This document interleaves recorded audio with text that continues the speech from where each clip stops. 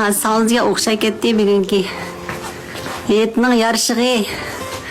Bugün adlatgan sağsızlık başıldı. Mama açında yetişine. Umarım bunun bir canım ay. Amına. Kırma ikisine mal koydum ha. Bunun bende tohumda 3 tane çekip aldım. Şekerin. Bir sıkım. Mana. Hazır suyu bilen piyaz suyunu var. Kaynatalım onu. Çayının rengi de çıktı. Tek şu ağırlaştırıp yoğurayım ben. Yoğuru da sansak gansın da hiç çıkartamaz mı? Gülüm yok. Şuna bakatın çoğapan cüşüne de.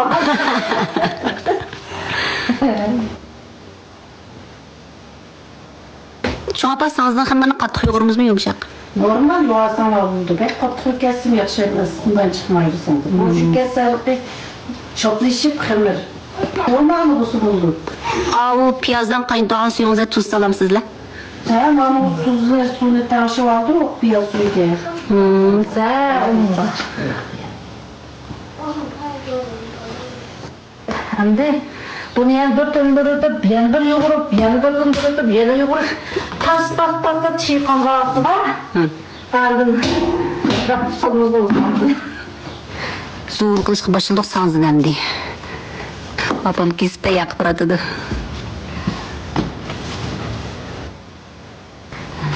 Sağlıklı başlar kettik bana. Beni yaptırgan dostlar, yürekli tuzlarım desek, beni kuşkup kalkınız görünüzler ha.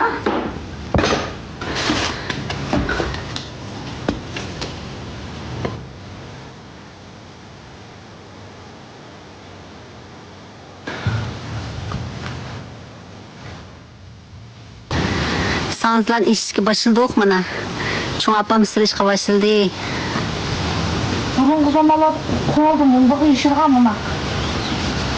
Bundaki hazır, o işe kaldı, kasal işip, endal ilgili bakan olduk bana.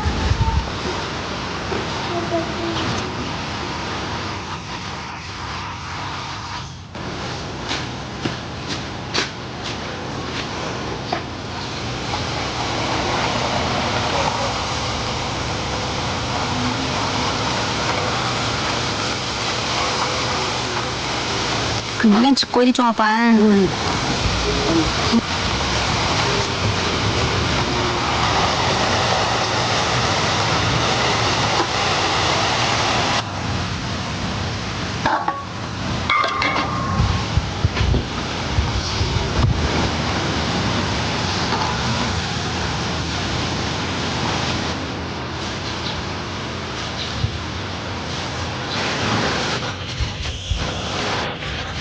Karanlığa sağınız degenni. Gül degen çıkıp ketdi ki bu sağınızdan. Hacırdan çık kettik bana. Uşak gün çıkıptı. Çıraylık çıkıptı mı dostlar sağınıza. Çıraylık çıkamız çıraylık çıktı da bir esmiyorlar at yanıncıya.